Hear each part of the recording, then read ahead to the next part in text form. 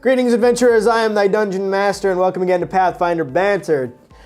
Today we're doing our interviews, where I bring my party into the studio and I get to interview them for your enjoyment. Today we have our gunslinger here. Welcome. Welcome, Navari. All right, and welcome, Rebecca. Now, would you like to introduce yourself to the people and tell us a little bit about Navari? Navari hails from Tangier, which is kind of more of an Oriental culture, continent. I'm not really sure. I'm kind of new to the game. For those of you watching the live stream, you can probably tell, especially when rolling initiative and attacks, I kind of need a little bit extra time. But she's got kind of like a secret, serious side that she hasn't really shown to the rest of the party yet. So she likes to intentionally come off as kind of maybe a bubble-headed or ADD or just really happy-go-lucky, which really works for her because she's got a really strict family background, kind of oppressive, and she's kind of pushing away from that. And yeah, she likes things that shoot. There we go. What level are you? Recently level 9. Your class, of course. I'm actually technically a dual class in Gunslinger and Rogue. Okay. How you got that was actually rather amusing. It was really amusing. You want to tell the people at home what happened? So it was my very first roll to attack, my very first combat, and I botched epically and probably rolled the highest damage I could for that botch. And I would have died. My caustic katana, which deals massive damage, dealt massive damage to myself. There we go.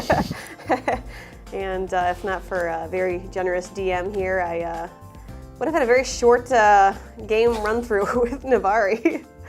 I don't try and kill my players. I have kind of a mantra where I say, I don't kill you, you do.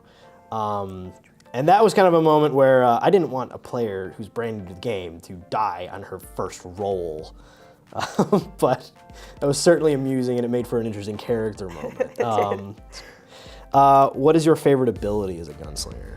My favorite ability, I haven't really gotten to use it yet. It's never stop shooting, which I ended up taking after that encounter where I almost died. Where just as long as my guns are still blazing, there's still breath in my body. So it's pretty useful. It definitely is. What is your favorite moment in the game so far? Honestly, it was just recently when we took over the Orc war tank ship, and Navari just somehow became captain. She just started shouting out orders, and next thing she knew, they were calling her Captain Navari. And it was really cool. And of course, she had to pick Caleb as her first mate because the girls got to stick together. There you go. And thankfully, Malachar was too sleepy at the time to really protest. Otherwise, I'm not sure what would have happened. Yeah.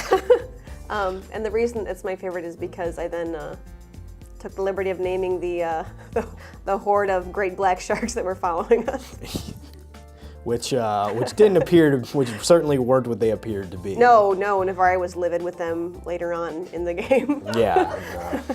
I did tell you guys too, if you guys had actually looked under the water, you would have seen the Sahagin ambush a long, long way off. The super mutant Sahagin. They were following you the whole time, so so just little moments like that. But I did find the fact that you named the sharks rather adorable. How does your character feel about the other members of the party? Well, so far she's still kind of figuring out who exactly they are. She definitely has an appreciation for the bard and his usefulness with increasing her ability to hit her mark. And then I think she views Malachar more as like a sibling type because they're both elves. So she likes to pester him like a younger sister might. And then I think part of her really looks up to Caleb. But Why is that? Just because it looks like Caleb's been through a lot of gritty stuff, and still has a sense of humor about her and hasn't totally given up on the enjoyment of life in general. But yeah. And then Kyra's like, Mother Hen is the best description for Kyra, just because he just really looks I didn't give him that name, they did. He really just looks out for everybody. And I think because he's more of a parental figure almost, I think Navari kind of backs away from that a little bit, just because of her own family background and kind of being like, I'm not so sure about this, but she tries to keep it light. Which is really cool. What is her favorite color? Her favorite color is green. Why is that? Partially just her heritage, specifically jade green. Also just because I think it's inherent in her elf nature. It's very elfy, right? Red and green, right? Yeah. What is your least favorite moment of the game? And you can be brutal. I mean, I think my least favorite moment was when Navari had to jump in the well after Kyra. Yeah, the color out of space encounter. Because in that moment, I had already been through a situation once where I almost lost Navari and she almost died, and it seemed like we're in this impossible situation where we can't do anything. And I had to make the decision between trying to keep my character alive and trying to stay true to my character's character. And I ultimately chose to jump down the well with Kyra, even though I knew that when he had jumped in, he had to turn in his character sheet, which is very, like, if you go back and watch the live stream, it was a very, like, terrifying moment for everyone because everything just stopped when you said to hand in your character sheet, and we're like, this is not funny. But it worked out okay. It's a very serious part of the game, and one that I kind of harken back to my roots. I love the Call of Cthulhu role-playing game, and in that, pretty much anything goes. It's kind of bent around driving other players insane and keeping them in fear. And I wanted to kind of illustrate a little bit of that, and it was all kind of done to kind of just ease you into it. But I love those kind of monsters and those kind of encounters where it's conventional stuff doesn't really work. So that was kind of a moment that was both testing in character and out of character, not for just you. It was brutal. Who is your favorite NPC? Barnacle Chauncey. Barnacle Chauncey. Arr, matey. Scurvy to booty. That's probably my second least favorite moment in the game too. Was when I killed him? Yeah. Believe it or not, that was one of the most flattering moments that a DM can have. It was supposed to be her copyright infringement. You have to remember too, he was only in the game for a very short time. And you were the one to do it. When I killed him, you visibly went, no!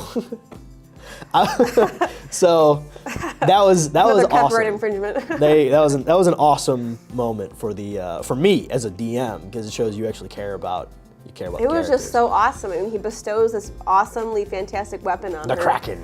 And he was going to, like, kind of show her the ropes and give her some tips if they made it out alive, which I should have known meant he wasn't. But yeah. Okay. I can still see him with this giant pot, just stirring it and shouting orders at the clueless Pathfinders who have no idea how to sail a ship. It's like, I still hear him. I can still taste his horrible grog. Right. So for this one, I will say, you have a very strong taste for fish, yet you are imprisoned at the depths of a merfolk stronghold. What do you do? I strap on my merbelt and hightail out of there and catch something. Hightail. Somebody caught it. There you go. All right. I would use my grappling gun to catch the fish. There you go. Which is one of my favorite items, by the way. Thank you very much, Rebecca, and thank you, Navari. Do you want to say goodbye to Navari? I'm still alive! Fight well and happy gaming.